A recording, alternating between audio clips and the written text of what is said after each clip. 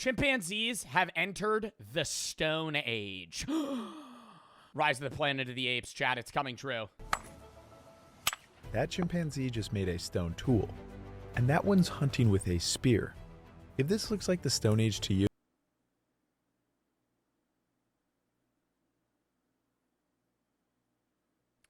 it looks like they're bashing shit with rocks, brother. I don't know about these chimps. I've seen orangutans use spears to fend off otters because they have a feud. I don't know if you knew that or not. They hate each other. Otters and, I think it's otters. And orangutans do not like each other at all. And orangutans know how to, like, build stuff. They could, like, use modern... Like, if you give an orangutan, like, a hammer and a saw, he'll, like, figure out how to make shit. you're not wrong. They've wielded... Ooh, is that AI? No way they made that. If it made that, that's impressive. That's like an old school, like, obsidian spearhead, almost. That has to be AI. They've wielded stone tools for thousands of years, and some are virtually identical to those crafted by our own ancestors. So are they truly in the Stone Age or just standing on the edge? Let's find out. Let's find out. I'm going to be going to the rainforest today to go interact with some of these monkeys. Or chimpanzees. Apes, rather. Because monkeys and apes are different things. Anyways, he walks in. He's like, all right, I think I've spotted one. For decades, researchers thought tool use is what separated us from the other animals, what made us human. That was until a revolutionary primatologist conducted a study in the 1960s. Jane Goodall ventured into the remote Gombe Stream National Park in Tanzania. One day, she witnessed chimpanzees at a termite. Why do I know that name? Did Jane Goodall recently die? Oh my God, she recently died in October at 91. Mound repeatedly poke stalks of grass into the holes. The termites would bite onto the grass defensively, allowing the chimp to pull them out and eat them. Astonished at her discovery, Goodall told paleoanthropologist Louis Leakey, who wrote, "Now we must redefine tool, redefine man, or accept chimpanzees as human." Okay, I don't know about accepting them as human, but I do think they're a lot more intelligent than we give them. And I have the take that if crows or ravens had opposable thumbs and they weren't in bird form, they would be on the progress to be as smart as us. They understand water displacement. They can hold generational grudges against people. Like, if you upset a pack of crows, their kids will hate you. Like, they are so smart. It's just they're incapable of making tools. Like, they can't use the intelligence that they have to the greatest extent. Like, I think one of the best... Like, not only are our brains big enough we have the most neural connections, like brain density, blah, blah, blah. We're able to fucking understand things. You know, we walk on 2 feet. We're able to, you know, live in most climates. We're warm-blooded animals. There's a million things that enable us to evolve in the way that we've done. But I think, like, us being able to manipulate objects around us is the biggest thing. Tools are evolutionary game changers. They unlock resources that would otherwise be impossible to reach. In the case of termite fishing, the stick directly aids chimpanzees in acquiring this food source. But this is far from their only tool. Further research has found that chimpanzees actually use over 20 different tools. One of the most important is their use of stone tools. Stone hammers are used to smash open hard nuts against anvil stones. This lets them consume abundant calories they otherwise would have no chance in eating. A recent paper looked closely at this behavior and found something fascinating. Using stone tools to open nuts is not present in every population. Chimps in seasonal, resource-scarce environments exploit nuts more often. But the study also... Wow. Do you think... I know this would be immoral. Do you think if we put a group of... This is, like, purely hypothetical. If you put a group... Because I know environmental stress causes faster evolution and development. If you put chimpanzees and other apes on like a level of environmental stress that didn't kill them, but it forced them to, I guess, use the environment around them and evolve in a way that, you know, they could survive, would they progress rapidly to where we are? Like, if they had to adapt to their environment, would they? Some wouldn't. Like, other animals would be incapable. They would just die. But I think, like, a lot of apes, like great apes specifically, have the brain capacity to do so. It's just, if there's no need for change, then they won't. Like, that's like the theory of, like, humans as well, is like that we were kind of forced out of the jungle with like our common ancestors. And then over time, we had to adapt in a way that enabled us to get calories in an easier way. And we started cooking our food and, you know, had an interconnected, I guess, hunter-gatherer society that then started to do farming and all this other shit where it's like we needed to. And now we progress for, like, I guess, the lust for knowledge, which some animals show as well. But I wonder if apes would do that quicker if we, like, put them in a situation where they had to. I love collecting things for my stream background, as you can see, but sometimes it's hard to find cool items that are worthy of being back there. Well, with today's sponsor, Whatnot, we're going to find some more things to add, as well as give away $1,000 in Whatnot credit that you could use to collect your own items yourself. To enter for free, sign up to Whatnot using the link in my description and comment your username down below, plus spend some or all of the free $15 at sign up to get an extra entry. Whatnot is the #1 live stream shopping app where you could buy, sell, or auction literally anything. Today, we're going to be going for some Funkos and the toys and hobbies to add to the collection, as well as maybe some sneakers, video games. I don't really know. So say you're a fan of shoes and streetwear, for example. You go to this tab and you scroll over to the, you know, live streamer that you want to see selling something. They show you the item that they're selling, and you could bid on it with that amount of time left to win it. Or they also have certain items up for purchase itself that you could also get easily. It's that simple. Ended up getting 2 Funko Pops for $5 each and pair of shoes for $9. I mean, what a steal. So click the link in the description, sign up to Whatnot for free, and get $15 in Whatnot credit just for signing up. And if you use that, you get an extra entry for potentially $1,000 in Whatnot credit. Thank you to Whatnot for sponsoring this video, and let's get back into it. Also looked closer at the hammers and anvils themselves. They found that they differ regionally and choose a certain hammerstone size depending on the hardness of the nut. The so-called anvils that they smash the nuts against are usually just large flat stones that happen to be near the nut trees. These anvils are fairly distinct archaeologically, and researchers have found evidence that their use goes back at least 4,300 years, meaning that this behavior likely extends far into prehistory. What is also interesting to note is that some populations do not smash nuts at all, meaning some chimpanzee populations are more technologically advanced than others. Another important tool that chimpanzees use are spears. Yeah, that's right. They make their own spears by taking out— Yo, look at his butthole, bruh. Holy shit. I mean, that is, I'm sorry, that is prolapsing, dog. That is that a nutsack? That's his butt? Bro, that's fucking gross. That is actually a sturdy disgusting. stick and biting the tip That is like hanging out, bruh. That's like worse than a bonobo. form a sharp end. They use these Oh weapons— my god. Yo, I actually can't stop looking at it. Sorry, I was gonna say something else. I got so distracted. They use these weapons to stab into the burrows of bush babies, which are some of the cutest animals on the planet. They jam the stick into the burrow, killing the animal, and then they use the stick to get the animal out. These spears seem to be used exclusively for hunting animals that they physically cannot get to. They have never been witnessed using them against one another. However, chimpanzees have been documented using sticks and branches to hit each other. They even throw rocks during aggressive encounters.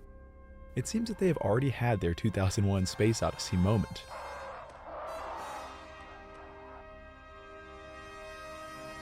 So chimpanzees use rocks to crack open nuts, they fish for termites, and they even stab— I mean, in the same sense, though, there's other animals that use tools. Like otters have like a lucky rock that they keep to crack open like clams and other things. prey with spears.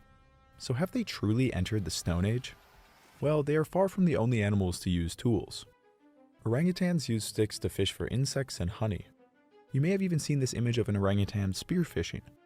While it is true that this orangutan was imitating some fisherman he was watching, he was unsuccessful and pretty much just splashed a stick at the water, so it's not impressive as it might seem. Apparently after this shot, he ended up stealing a fish that was already hooked by a fisherman, so I guess that's a win? But plenty of other primates like capuchin monkeys use stones on a daily basis to open shellfish. Even otters use stones to open shellfish. Crows fish with sticks, and octopuses use shells for protection. Tool use is not exclusive to humans. Octopuses confuse the shit out of me, though. Don't they have, like, multiple brains? Yeah, they have 9 brains. Doesn't make any sense. They have 1 large central brain and 8 mini ganglia, 1 at each arm, that allows the limbs to operate independently. So, like, they control each of their limbs from, like, a non-central nerve. Like our brain controls both of our limbs. Imagine if we had our brain and then our arms and our legs had brains. Like, that's weird. I always wonder what that looks like. Like, I would pay an exorbitant amount of money. Is that a right word? Exorbitant. Yeah, exorbitant. Yeah, big word of the day, chat. That's one of those words where I use the word and I don't know what it means, but I know that I used it right. I would use an exorbitant amount of money to feel what it's like to be in another animal's consciousness. Like, what living like an octopus is like. And I wouldn't pick, like, a dog. I would pick something that's, like, so fucking different, like a pistol shrimp. What is it like to be a pistol shrimp? Can't they see, like, a million colors? Or is that a mantis shrimp? Nor primates. So then what set our ancestors apart? Well, our ancestors took stone tools to another level by modifying them. By smashing stones together, they broke off sharp stone edges which could cut. This opened up all kinds of new resources for our ancestors.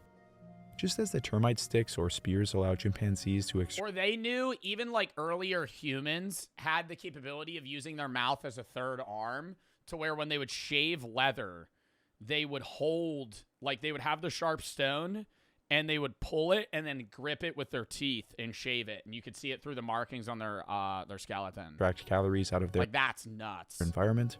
Sharp stone tools allowed our ancestors to do the same. On the savannas where we evolved, carnivores are constantly killing prey and leaving their carcasses with plenty of meat and bone marrow left over.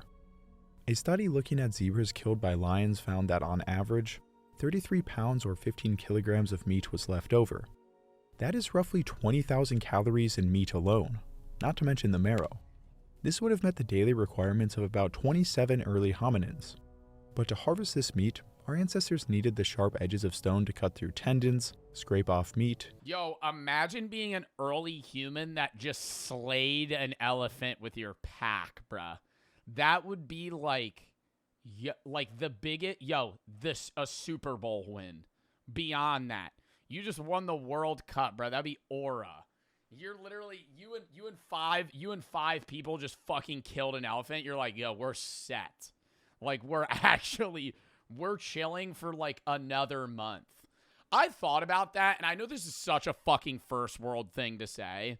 Like, not only are we privileged to be in like modern society, like, bro, people in old age, like, you can die of old age. People back then, like every other animal, and even some humans in like certain countries, literally die from the inability to get food, but not like starving to death. They usually get so weak that something else kills them. Like, the majority of humans have died a gruesome death. Like, not laying in a hospital bed or like having a heart attack and just dying. Like, most humans are like slowly withering away and then getting fucking eaten. And break into the brains and marrow. This was one of humanity's biggest breakthroughs, and it's not far off of what chimpanzees are currently doing in Africa. The earliest modified stone tools are 3.3 million years old. We don't know who was making them. It was most Jesus Christ. Yo, what do you think Clav would say about this? So your bone structure is pretty subpar. Who was making them? It was most likely our ancestors or close relatives, but who knows? It could have even been the ancestors of chimpanzees. What we do know is that stone tool use wouldn't catch on until around 2.4 million years ago, when hominids started selecting stone that could hold a sharp edge, and then they learned how to produce efficient tools. Here's an example of the kinds of tools that our ancestors were using well over 2 million years ago. It's really just a sharp flake of stone, but it's an incredibly useful tool for cutting through flesh and also pounding through bones and other objects. Though it's extremely simple, it was an evolutionary game changer for our ancestors. Many paleoanthropologists would argue that the intentional development of a cutting edge has to be the lower. I would never want to do this because there's no need to, but people talk about like buck fever when they're hunting and they like kill a deer and they start like shaking. I'm like, dude, I feel like that's like, yeah, maybe even with like archery. Yeah, I get it. I think like when you have a gun and you just shoot an animal, I'm not judging hunting. Like, I would love to go hunting one day, right? I've never been hunting. I've gone fishing. I've done a bunch of. I've never gone hunting. I get the buck fever with the bow, but with a gun, I'm like, you didn't really like do much to kill the thing. You know, you just sat in a tree for 6 hours and then you shot it.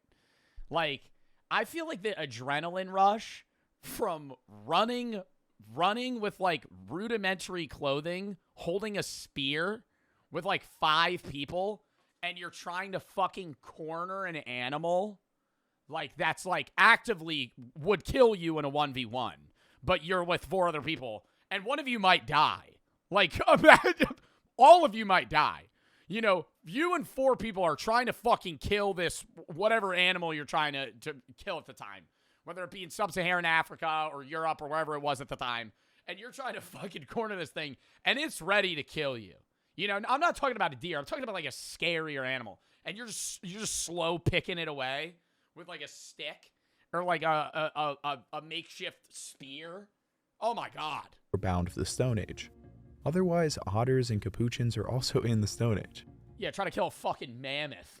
Chimpanzees have never been documented in the wild creating a sharp stone tool, but they are limited for a number of reasons. First of all, fine-grained stones that create sharp edges when broken, such as flint, are not common in the modern range of chimpanzees. Guns equal cool? Well, I'm not judging people that hunt with guns. I'm saying it's not like... When people are, like, hunting with guns, I'm like, you're not getting back to, like, your ancestry, bro. Like, somebody with, like, a modern longbow, I'd be like, okay, yeah, you're, like, getting back to, like, the human roots, right? But if you shoot something with a fucking modern rifle, I'm like, that's a one-tap, bro. That's, like, it's basically, like, putting on cheat codes, you know? Most of the time, it is thick jungle, and the stones they have access to are basically useless for cutting. Our ancestors, on the other hand, lived across open, rocky savannas that often had sources of quality stone. But just because chimpanzees don't have access to the right... That's why I love, side note, that's why I love the show Alone on Netflix, because they only have, like, a very basic bow, and they get, like, 5 arrows or some shit. And then, like, other stuff, they have to set up traps. But I watched one where a guy killed a moose. He clipped it. He went, and it hit him in an artery, but the moose still lives for a while, so it ran away. And then he's like filming himself, and he's shaking, and he's just watching it for like 4 hours. And then finally it drops, and he filmed it, and he was like, "Oh, it just died." And then he went and he ran towards it. I was like, "That's nuts." We evolved, bro. We didn't evolve from the time of bows to now. We just technologically evolved, right? Like physically, we haven't. Was for cutting. Like, if you're trying to get back to, like, the roots of hunting, it's not with a gun. Our ancestors, on the other hand, lived across open, rocky savannas that often had sources of quality stone. I don't believe in evolution. I respect your belief. I think that's a pretty rough take. But just because chimpanzees don't have access to the right raw materials... Really rough take, in my opinion. ...for napping stone, doesn't mean they lack the intelligence to understand it. So researchers had a bold idea. What if we simply taught a chimpanzee how to flintnap? Meet Kanzi, a language competent bonobo, who was taught to flintnap in the early 1990s. Wow, y'all did him dirty with that first picture. He looks so much better there. My God. A language competent bonobo, who was taught to flintnap in the early 1990s. Bonobos are a closely related cousin of chimpanzees, often seen as more socially intelligent. Kanzi was especially intelligent. He even learned how to... Oh, I remember Kanzi. Burrito. ...play Minecraft. But it was this video of him flintnapping that honestly blew my mind. They first focused on showing him how to knock off flakes through percussion, which is what I'm doing here. You literally hit one rock against another rock in order to knock off a stone flake. So now let's watch some incredible close-up footage of Kanzi napping. Oh, look there what Kanzi made. That's really perfect. Oh, look at that one. Oh, thank you. They would really cut things good. Kanzi was able to knock off flakes consistently, and after a while, he even came up with his own methods of flintnapping. Instead of using the hammerstone in his hand, he started throwing it at the core. This may have helped him overcome challenges unique to the hands of chimpanzees, or to protect his fingers. But how fascinating is it that he invented a new flintnapping technique? After 2 years of practice, researchers decided it was finally time to put his skills to the test. They gave him an unmodified core of flint and a hammerstone. Nearby was a clear box with fruit inside. It was held shut by a thick nylon cord. In order to get to his reward, he would have to hit off a large sharp flake to cut through the cord. During the trial, knocking off flakes was not a problem for the trained bonobo. However, some of these flakes were too small, so he would try again. He would select the largest flakes and assess their sharpness by looking at the edge and testing it on his tongue.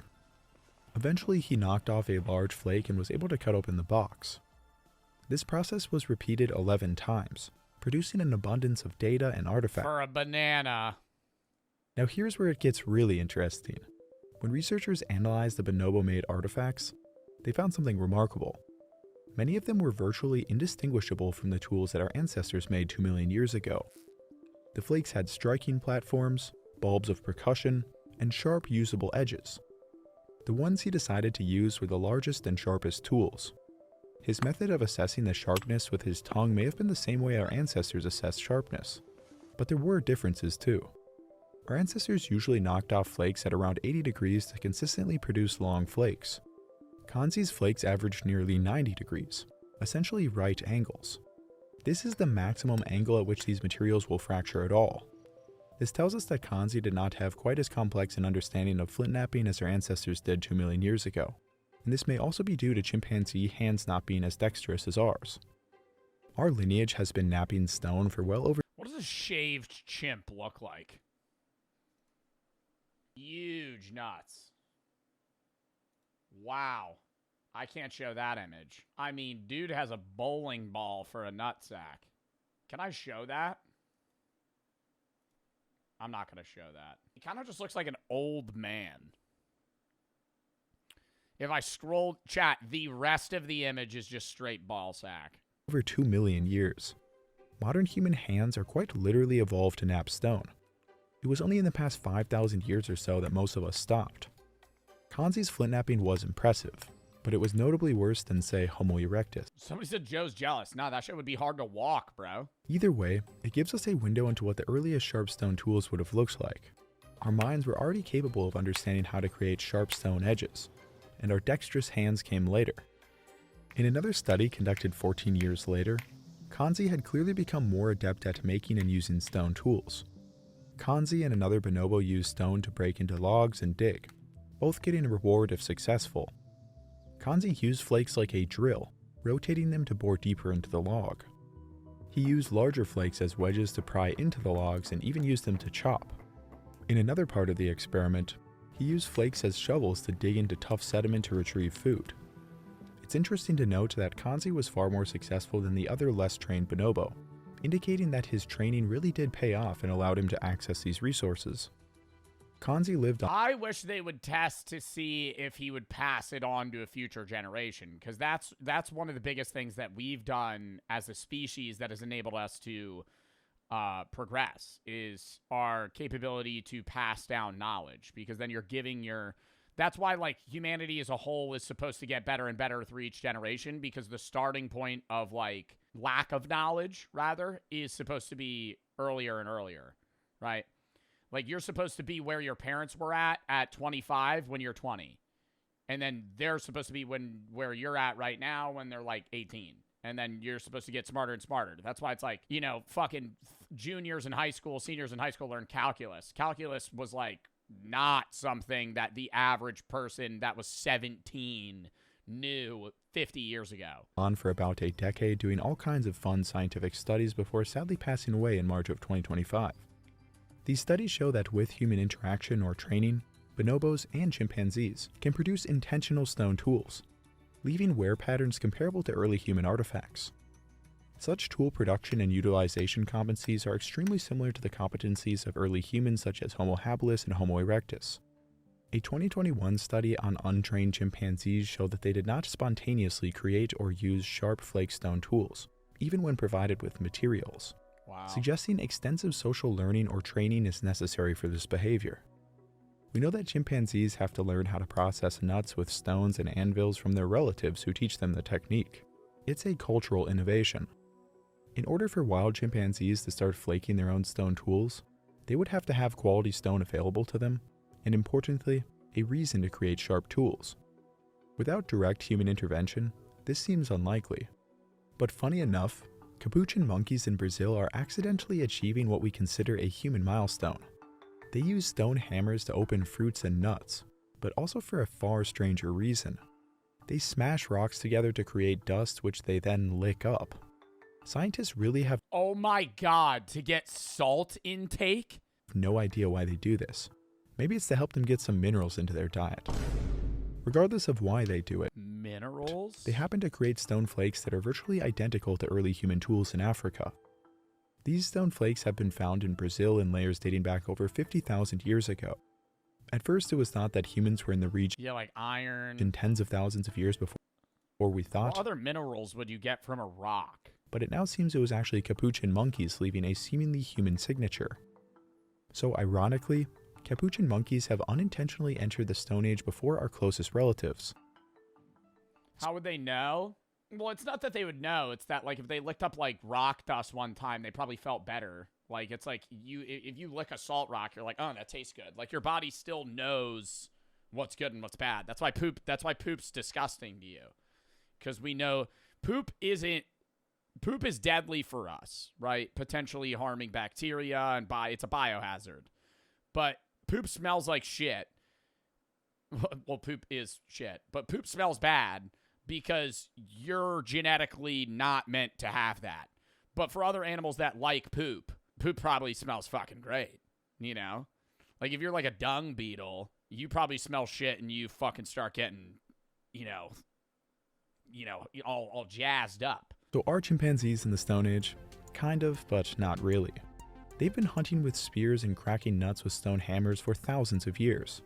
And Kanzi proved that bonobos can flintnap when taught. Yet wild individuals My dog eats their poop. There are dogs that do that. have never made a You cutting should try and stop your dog from doing that. tool on their own, at least as far as we know. Not because they lack the cognitive capacity, but because they lack the necessity. The story of our own species likely mirrors this pattern. We exploited carcasses with sharp stone tools to get access to an entirely new food source. During severe droughts or food scarcity, tool-using apes had a much better chance at surviving. Okay, that is a terrifying image. This feedback loop favored an increasing reliance on tools, and fundamentally shaped what we became. Tool use likely became non-negotiable for our survival. Chimpanzees do not face these same circumstances. They simply need a reason, and let's hope they never get one. Well, that was a fun one. I still can't believe these videos of I am not worried about chimpanzees uprising and taking over the world. chimpanzees flintnapping. I legitimately know humans who are worse at flintnapping. What topic should I cover next? Comment down below, hit that like button. Dude, I loved that video. That was fucking awesome. Chimpanzees gonna de-evolve when they learn about taxes? Yeah, what level of consciousness do we start taking their income? All right, count me down. I gotta piss.